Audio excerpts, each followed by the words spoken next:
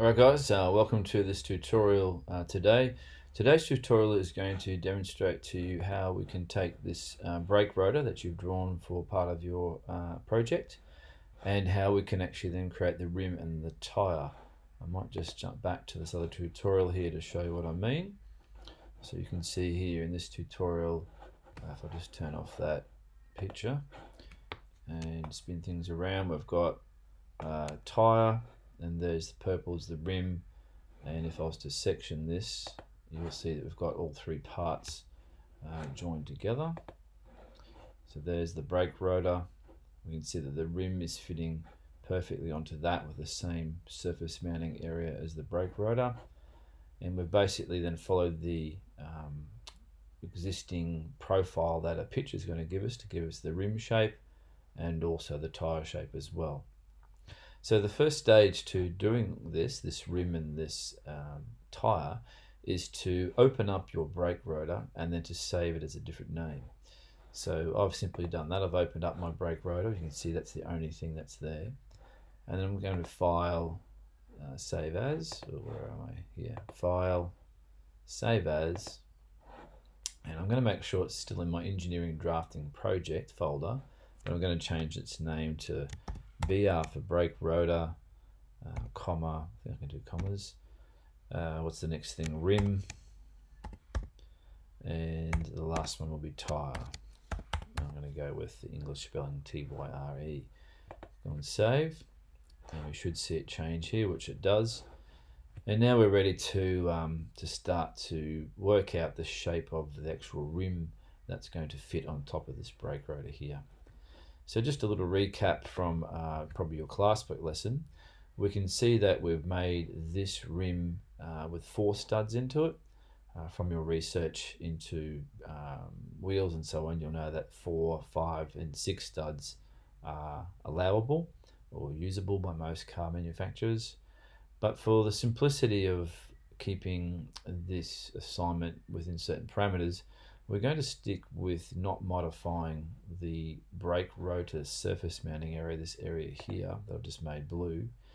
But if you wanted to, you could simply edit the amount of patterns or the amount of studs that you've got to suit the car that you've chosen. So if you've chosen a Toyota Land Cruiser, I think they have 6 studs. So you'd have to go in there and actually just edit the pattern. If you go do that down the bottom here, you can edit the pattern and so on. Okay, so first things first, what we'll do is I will supply you with a number of images off the net that we need to insert one of them to then use it as a sketch, I suppose, to draw the profile of the rim. So what I'll get you to do is to come up to the Insert button, click on Insert or Canvas. Okay, canvas there, and it's asking you first of all, well, go find the actual image that you want to put onto it. So like I said, I'll put some images onto Compass. I've got some saved here that I've been finding on the net that are appropriate, and I'm going to go with this low profile tyre one that I've got. And then it's asking me, well, what face do you want to actually attach that canvas to? So I'm going to move things around with my mouse here until this vertical face there highlights, or the other one. Now if you don't get anything highlighting, sometimes you've got to turn things around a little bit so you can see. So I want this canvas or this picture to go onto one of those 2 vertical faces. I'm going to choose this one here, and I'm going to spin that back into this position. Maybe, yeah. And then we've got to make this picture big enough. So you can control that over here on the right hand side with scale and so on, or you can just move your cursor to this corner here with the 2 arrows on it, and you can start to drag that image out. Now I've dragged that right out once, it only grew a little bit. I'm going to go back and drag it again, and you can see it's growing quite a bit. You'll notice also that the image is at 90 degrees to where it's supposed to be. So I'm going to grab the handle here and move this around to 90 degrees. And I'm also going to want to look at the image and at that face at a right angle. So I'm going to come up here and click on my front view. Now I can see the image and my brake rotor. So the trick here is to take one of these profiles off the provided image that you've got, and then to make the surface mounting area of this image equal to the surface mounting area of your brake rotor and keep it in proportion. So one of the really cool things about Fusion is that they have a calibrate tool that we can actually tell Fusion that we actually want this distance from here to here to equal the same distance. So without doing too much more to this, I can also see that the writing's back to front. So I'm just going to flip that horizontally, and I might flip that vertically as well. So I've got it back to where I want it to. Oh no, rotate that again, sorry. So I just want to use this top rim as an example. I'm going to use this rim here as my profile for the actual rim that I'm going to draw. I'll talk more about that in class, about different rim profiles and so on. This would be a sports car, the one below would be four-wheel drive and so on. Okay, so I'm not going to worry too much about getting this exactly in the right spot yet. I'm just going to accept that position, click OK.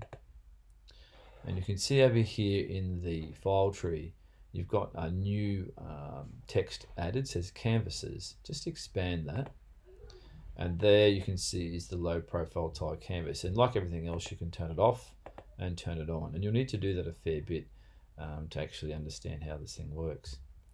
All right, so what we're going to do is we're going to calibrate this. So with that picture turned on, hover your mouse over it, then right click once. Scroll down to where it says calibrate. And then what we're going to do is choose 2 points on this image that equal the same width or the same diameter as the surface mounting area. Now I know that when I drew this brake rotor, the diameter from here to here was 155. That means that the surface mounting area from there to there has to equal the same. So I'm going to click once on the left corner, once on the right corner, and it tells me at the moment that distance is only 56. So obviously we need to edit that to 155, push enter, and then zoom back out again. And where is it? It's up there. And now we're going to then move this surface mounting area here onto the brake rotor like we were assembling it in a garage. So to move the picture, obviously I need to edit the canvas. So I'm going to select the canvas, right click, edit the canvas, and then by using these arrow tools I can move the canvas into position. So you might do a little bit of mucking around here just with positioning it on the page to be able to use these arrow tools. Oops.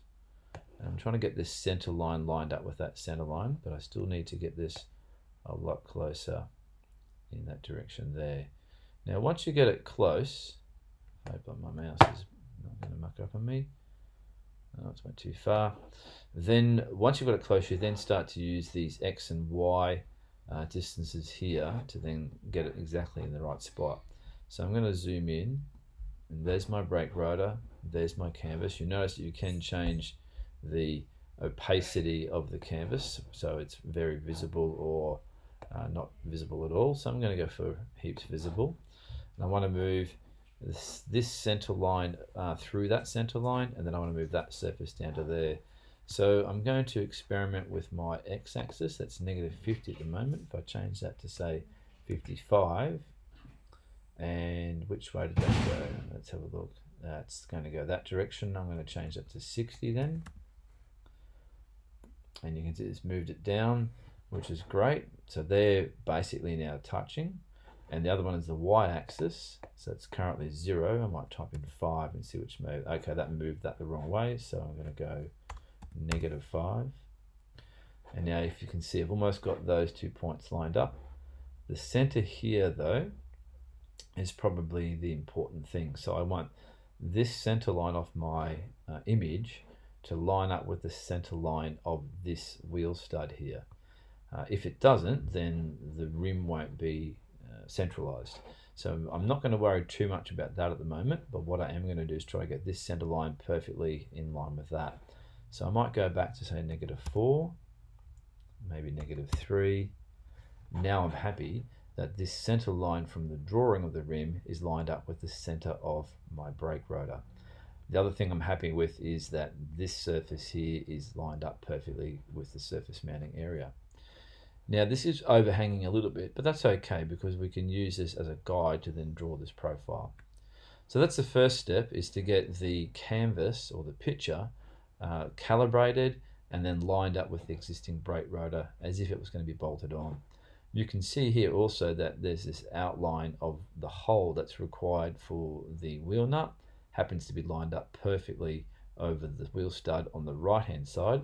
It's not on the left, but don't worry about that because we're only going to work on half of this that we're going to actually revolve around. Okay, click OK, and then we can start to use some tools to actually draw the shape of the rim profile. We'll do that in the next tutorial.